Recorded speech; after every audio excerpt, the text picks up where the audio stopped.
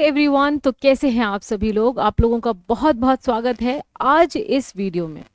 आज का ये सेशन या एक छोटा सा वीडियो मेरी तरफ से हर वो स्टूडेंट के लिए है, हर वो कैंडिडेट के लिए है जिसने बहुत ही हिम्मत और साहस करके एक अपनी पसंदीदा ब्रांच को चूज किया है, मैकेनिकल इंजीनियरिंग को। और अब आप बीटेक कर रहे हैं या डिप्लोमा कर रहे हैं, उसके साथ आप चाहते हो कि आप एसएससी जेईई की या ऑल जेईई की प्रिपरेशन करना चाहते हो, तो ये वीडियो बेटा आपके लिए डेडिकेटेड है एक्सक्लूसिवली।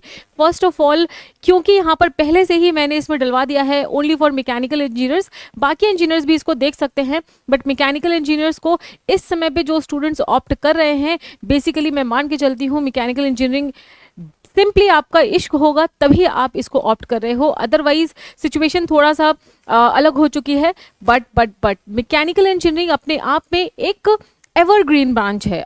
एवरग्रीन ब्रांच इसलिए है क्योंकि ये कोर ब्रांच है और ये कभी भी आप ये कह सकते हो आपको निराश नहीं करेगी। हाँ, समय थोड़ा सा बदला है तो आपको अब एक और अच्छे लेवल की प्रिपरेशन और एक अच्छे लेवल की नॉलेज और एक अच्छा इंजीनियर बनने की जरूरत है, तभी आप मार्केट में अपनी डिमांड को क्रिएट कर पाओगे और तभी आप यहाँ पर सस्टेन कर पाओगे। तो आज का वीडियो में मैं बताना चाहती हूँ कि जो लोग स्टूडेंट सोच रहे हैं जीरो से तैयारी करने का या अभी सोचा ही नहीं है तैयारी करने का, बस दिमाग में है कि हाँ मुझे तैयारी करना है, तो आज का सेशन उनके लिए डेडिकेटेड है। और आज बिगनर्स स्ट्रैटेजी, बिगनर्स मतलब ऐसे स्टूडेंट्स जिन्होंने स्टार्ट कर दिया है या आप अभी भी श्योर नहीं हो कि आप किस रास्ते पे जा रहे हो, आपको करना चाहिए नहीं करना चाहिए, आप क्यों ये प्रिपरेशन कर रहे हो, या व्हाट इफ मैं ये कर लेता तो ऐसा हो जाता, व्हाट इफ वो कर लेता तो वैसा हो जाता, वो सारी चीजें आप लोगों के दिमाग में चल रही है, मतलब स्टेट ऑफ कंफ्यूजन है। तो उन स्टूडेंट्स के लिए आज का ये वीडियो है। मैं आपको बता दूं, ऐसे बहुत से स्टूडेंट्स हैं, आप रिपीटर हो सकते हो या आप पहले से ही प्रिपरेशन कर रहे हो, तो कहीं ना कहीं क्लैरिटी समय के साथ आपके अंदर आ जाती है, बट जब स्टूडेंट बिगनर्स होते हैं तो उतनी क्लैरिटी दिमाग में नहीं होती है। तो आओ चलो आज इस वीडियो में सबसे पहले हम स्टार्ट करते हैं यार, कि अगर आपने मैकेनिकल इंजीनियरिंग ले ली है और आपने ये सोचा है या दिमाग में कहीं चल रहा है या आपने ऐसे लोगों को देखा है जो गवर्नमेंट जॉब में जा रहे हैं और आपको वो देख करके अच्छा लग रहा है कि हाँ मैं भी ये करना चाहता हूँ, तो सबसे पहले बेटा आपको रिक्वायरमेंट समझनी होगी सारे जेईई एग्जाम्स की। ठीक है, तो रिक्वायरमेंट क्या है एग्जाम की। देखो, कभी भी आप किसी भी एग्जाम की प्रिपरेशन करो, आपको सबसे पहले उस एग्जाम की उस सब्जेक्ट की, जिस सब्जेक्ट में आप पढ़ रहे हो या जिस चीज के लिए आप आगे बढ़ रहे हो, उसकी रिक्वायरमेंट क्या है बेटा, आपको उसको सबसे पहले जानना होगा। देखो, रिक्वायरमेंट बहुत सारे तरीके से देखी जा सकती है। बहुत सारे लोग आपको बोलेंगे हाँ रिक्वायरमेंट देखो, पर रिक्वायरमेंट में क्या देखो कि एग्जाम की रिक्वायरमेंट क्या है। देखो, मैं आपसे एक बात कहती हूँ, सबसे पहले एग्जाम की रिक्वायरमेंट ये है कि आप ये एग्जाम करना क्यों चाहते हैं। अगर आप आज इस बैटलफील्ड में उतरे नहीं हो ना, तो क्यों उतरना चाहते हो, क्यों एक गवर्नमेंट इंजीनियर बनना चाहते हो, क्यों, आखिर क्यों, वाई। मैं ये कहती हूं क्योंकि देखो, I from last 8 years I am seeing students जो कि कूद जो जाते हैं, फिर वो सोचते हैं व्हाट इफ, है ना, वो बैटलफील्ड पे आ जाते हैं, फिर कहते हैं कि यार अगर नहीं होगा तो क्या होगा, एक नेगेटिव स्टेट में चले जाते हैं। लेकिन मुझे ऐसा लगता है यार, जब आप प्रिपरेशन करने की सोचो ना, तो सबसे पहले आपके दिमाग में ये क्लैरिटी होनी चाहिए कि आप क्यों इस एग्जाम की प्रिपरेशन करना चाहते हो। Why do you want to come in this field. ठीक है, वाई सबसे इंपॉर्टेंट है बेटा, वाई। मेरे हिसाब से देखो, एग्जाम के बारे में जानना नहीं जानना ठीक है, लेकिन एक्चुअली में क्या होता है ना, जैसे कि एक छोटा बच्चा होता है, जैसे मैं छोटी थी ना, जब मैं छोटी थी ना, तो मुझसे कोई पूछता था बड़े होके क्या बनोगे, तो मैं बोलती थी मैं पायलट बनूंगी। बट जैसे जैसे समय आगे बढ़ा, मैं आगे बढ़ी, तो मुझे समझ में आया कि यार पायलट तो बनना ही नहीं था। तो यही मैं आपसे कहना चाहती हूँ, अगर आप इंजीनियरिंग में आ गए हो और आप इस एग्जाम के बारे में सोचना चाहते हो, तो आपको ये सबसे पहले अपने दिमाग में क्लैरिटी लानी पड़ेगी कि आपका वाई क्या है, आप क्यों इस एग्जाम की प्रिपरेशन करना चाहते हो। वाई, क्यों, क्लैरिटी कर लो। और जिस दिन वो क्लैरिटी हो जाए और तुम क्लियर हो कि और कोई जगह पर अभी आपका कुछ नहीं हो पा रहा है, बस यही एक रास्ता है, इस रास्ते पे चलना है। और हाँ, मैं बता दूं, इस रास्ते पे बहुत कांटे बिछे हुए हैं। ये रास्ता ऐसा नहीं है कि फूल बिखेरे जा रहे हो और तुम चलते जा रहे हो और सिलेक्शन हो गया, ना बाबा ना, इस रास्ते में बहुत ही कांटे हैं। लेकिन जो एक एक बूंद खून टपकेगा ना तुम्हारा इन कांटों से, वो वर्थ इट होगा, ये भी याद रखना। वो वर्थ इट होगा। चलो वाई समझ में आ गया। उसके बाद आप इस बैटल फील्ड में उतर गए कि चलो भाई मेरे को तैयारी करना है, हाँ उतर गए, ठीक है। अब समझो यार, आपको सबसे पहले समझना होगा कि ये जो AJE मार्केट है इसमें कैसे कैसे एग्जाम्स निकलते हैं, ठीक है। आपको मैं हमेशा ये कहती हूँ किसी एक एग्जाम के लिए नहीं पढ़ना चाहिए। बहुत सारे लोग SSC JEE चिल्लाते रहते हैं, नहीं बेटा नहीं। आपको सिर्फ कोई एक एग्जाम पर्टिकुलर नहीं समझना है, नहीं पकड़ना है, आपको ओवरऑल AJE पकड़ना है, ठीक है। तो आपको know your exam, first of all know your exam, ठीक है। अब देखो मैं ये कहूंगी जब आप बैटलफील्ड में उतर गए हो तो क्या क्या ऑप्शन है, देखो आपके पास SSC JEE ऑप्शन है, ठीक है। आपके पास अब देखो RRB JEE भी हर साल होगा, ठीक है। RRB JEE आपके पास ऑप्शन है। उसके बाद आपके पास स्टेट लेवल के भी, अब बहुत लोग कहते हैं मैम स्टेट लेवल के कहाँ निकलते हैं, अभी देखो UPSC का निकला था, कितने लोग सेलेक्ट हो गए मैकेनिकल के, 2-4 स्टूडेंट्स तो हमारे अशोका बैच के ही थे, ठीक है। स्टेट लेवल के आते रहते हैं। अभी देखो BARC का एग्जाम हुआ, 350 सीट्स थी मैकेनिकल की। तो आप इन सारे एग्जाम्स को अलग अलग देखो, नो योर एग्जाम, रिक्वायरमेंट देखो। आप देखोगे कि SSC JEE में जो मैक्सिमम आता है वो RRB JEE में नहीं आता है, जो RRB JEE में आता है वो SSC JEE में नहीं आता है, जो स्टेट लेवल में आता है वो कहीं और नहीं आता है। लेकिन बेटा अगर तुम इन सबको मिला लो तो 99% जो सिलेबस है ना वो सब लगभग एक जैसा ही है, ठीक है। आपने एक बार एग्जाम को बहुत अच्छे से जान लिया है बेटा, फिर उसके बाद आपको क्या करना है, आपको अब बनानी है अपने 1 साल की प्रिपरेशन जर्नी का प्लान। देखो मेरी बात मानो, मैं 8 साल से बच्चों को देख रही हूँ, बहुत से ऐसे स्टूडेंट्स भी देखे हैं मैंने कि एग्जाम के 2 महीने पहले बैच ज्वाइन कर लेंगे, फिर उसके बाद कहेंगे अरे ये नहीं हो पा रहा, अरे वो नहीं हो पा रहा, अरे हमारा तो कोर्स ही नहीं हुआ, और कोर्स हो गया तो टेस्ट नहीं दे पा रहे। उसके बाद यार don't expect something which is not possible. Please mark my words, this preparation requires at least 1 year. 1 year चाहिए ही चाहिए, और अगर आप 1 ईयर नहीं दे रहे हो तो दिक्कत है। मैं आपको बता रही हूँ, फिर ये आप ऐसी चीज एक्सपेक्ट कर रहे हो जो कि मतलब 99.99% लोगों से नहीं हो पाती। I am not talking about 0.01%, क्योंकि वो तो फिर आउट ऑफ द वर्ल्ड ही हुआ करते हैं यार, उनकी तो बात नहीं है, एक बार में पढ़ के वो तो कुछ भी निकाल लेते हैं, ठीक है।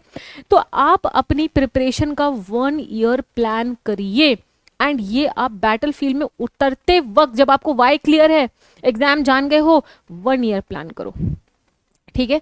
मैं यहाँ पे कहती हूँ प्लान योर 1 ईयर, ठीक है। अब देखो अभी इसीलिए हमने थंबनेल में सीधा क्लियरली मेंशन कर दिया है कि ये जो वीडियो है 2025-2026 में अपीयर करने वाले स्टूडेंट्स के लिए है।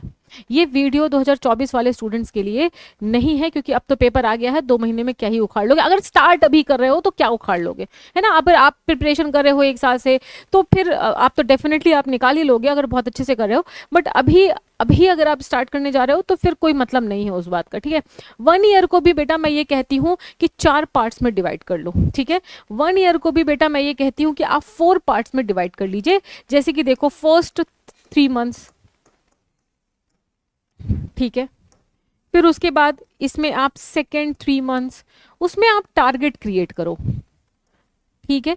फिर आपका थर्ड 3 मंथ्स आप टारगेट क्रिएट करिए, ठीक है। एंड देन आपका फोर्थ 3 मंथ्स,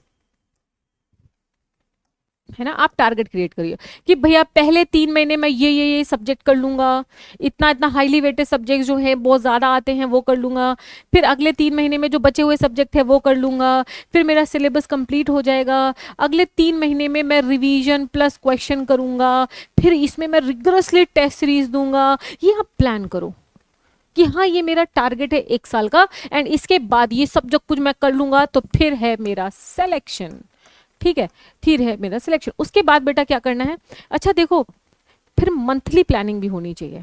मान लो ये प्लान आपने कर लिया, उसके बाद आज ये महीना है, मान लो आज ये अप्रैल है, अभी अप्रैल चल रहा है, तो अप्रैल मंथ में आपके क्या टारगेट है, कितने सब्जेक्ट्स कंप्लीट कर लेने हैं, कितने नंबर ऑफ रिवीजन्स कर लेने हैं, कितने नंबर ऑफ क्वेश्चंस कर लेने हैं। तो आप बेटा मंथली टारगेट भी क्रिएट करो, उसके बाद आप वीकली टारगेट भी क्रिएट करो, फिर आप डेली टारगेट भी क्रिएट करो। तो इस तरीके से, ठीक है, ये करने के बाद बेटा मंथली टारगेट क्रिएट करो, ठीक है।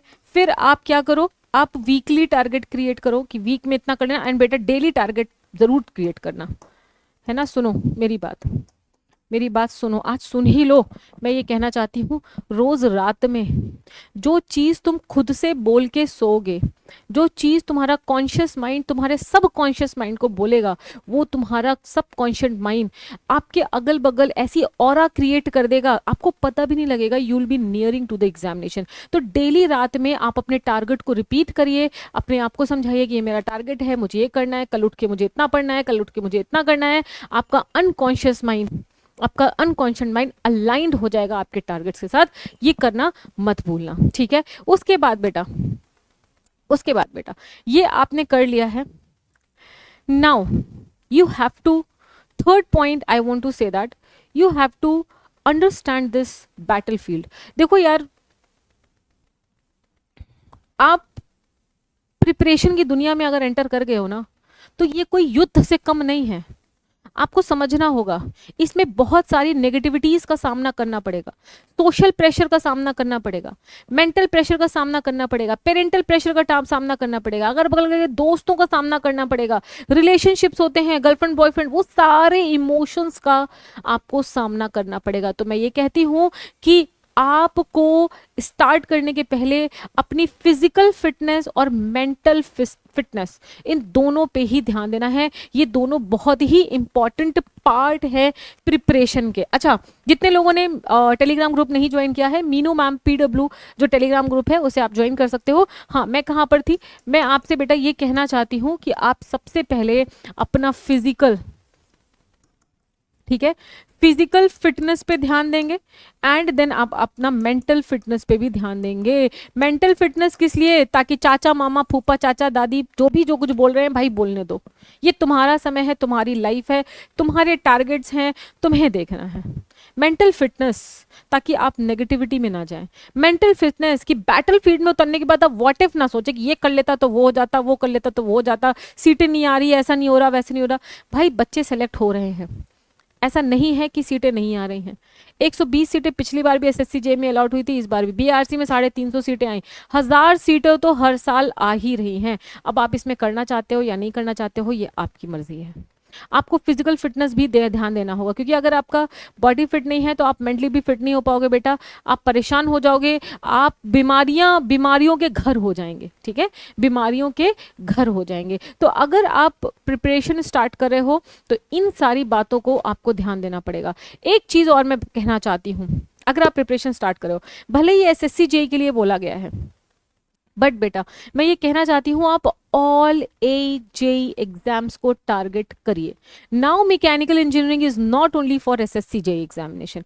Try to understand this point very very carefully. Target all AJEE exams, तब जाके आपका कुछ बनेगा।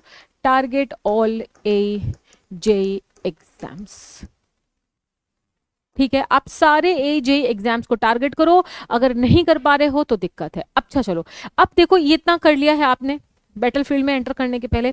अब एक पॉइंट और जरूरी है कि यार आप प्रिपरेशन कैसे करना चाहते हो। देखो प्रिपरेशन करने के लिए कई तरीके हो सकते हैं, ठीक है।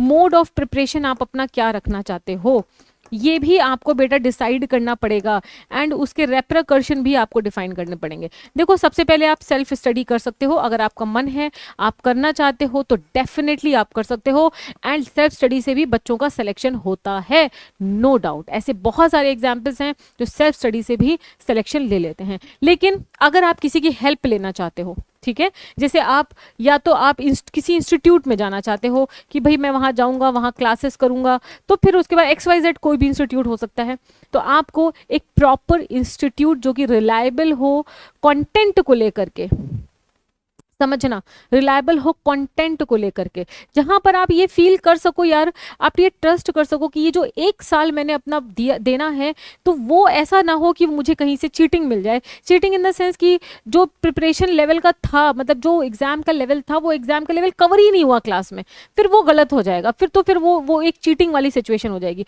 तो इंस्टीट्यूट भी आपको बहुत ही ज़्यादा ध्यान से सोचना है, बहुत ही ज़्यादा आराम से सोचना है और वैंडरिंग नहीं करनी है, ये भी याद रखना। इस समय इतना कंटेंट अवेलेबल है ऑनलाइन ऑफलाइन कि आप परेशान हो जाओ, ऑफलाइन तो नहीं कि ऑनलाइन, आपको पता नहीं लगेगा कौन सा कंटेंट बेस्ट है। हर कोई पढ़ाने लग रहा है आजकल, तो आपको देखना पड़ेगा कि भाई आपको कैसे इसको करना है। अब इंस्टीट्यूट आप चूज कर लो, फिर आप देख लो कि भैया आपको ऑनलाइन पढ़ना है कि आपको ऑफलाइन पढ़ना है। ये करने के बाद आप अपनी प्रिपरेशन को स्टार्ट करिए।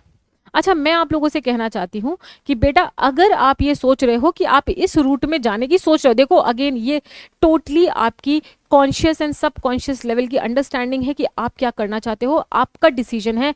लेकिन बेटा अगर आप इस मोड ऑफ प्रिपरेशन को लेना चाहते हो, ये वाली, ठीक है, तो उसके लिए पीडब्ल्यू में बहुत सारे बैचेस हैं। देखो ये जो मैंने आपको बता दिया है वो बता दिया है, बट मैं एक चीज आपको कहना चाहती हूँ, पीडब्ल्यू में कंटेंट की गारंटी है आपके लिए।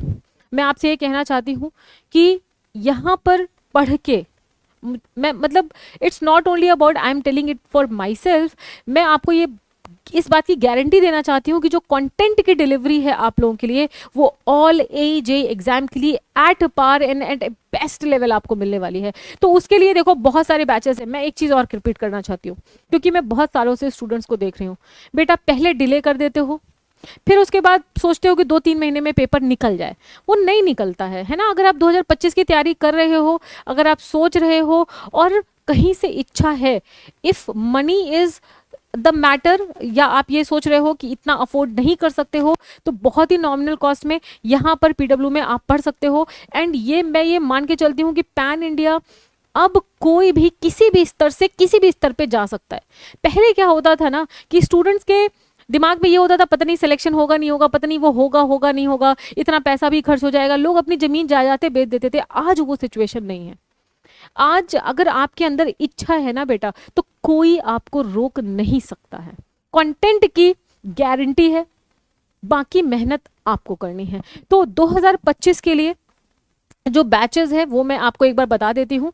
कर्तव्य बैच, ठीक हो, दिस इज ओनली फॉर आरआरबीजे। जो बच्चे सिर्फ आरआरबीजे की तैयारी करना चाहते हैं वो आरआरबीजे एक्सप्रेस बैच में आएंगे। अदरवाइज आप कर्तव्य बैच जो कि ऑल AJ बैच है, समझ रहे हो, ऑल AJ बैच, मैंने कहा है आप ऑल AJ बैच को लीजिए। देखो जो स्टूडेंट सिर्फ SSC JEE की तैयारी कर रहे हैं, बाकी एग्जाम से देना ही नहीं है, बैठना ही नहीं है, वो SSC JEE बैचेस लिया करो। क्योंकि ऐसा होता है कि आप SSC JEE बैचेस ले लेते हो, SSC JEE में सिलेबस थोड़ा डिफरेंट है, आरआरबी में थोड़ा डिफरेंट है, कर्तव्य में मतलब कि जो आपके अशोका बैचेस हैं या कर्तव्य बैचेस हैं उनमें थोड़ा सा अलग है। तो आप अगर देखोगे तो यहाँ पर जो ये ओवरऑल बैचेस हैं उसमें सारा सिलेबस कवर होता है। तो मेरे हिसाब से आपको यही बैचेस लेने चाहिए। वैसे आप ये सारे बैचेस में मैकेनिकल, सिविल, इलेक्ट्रिकल, इलेक्ट्रॉनिक जिसका भी चाहें वो आप ले सकते हैं।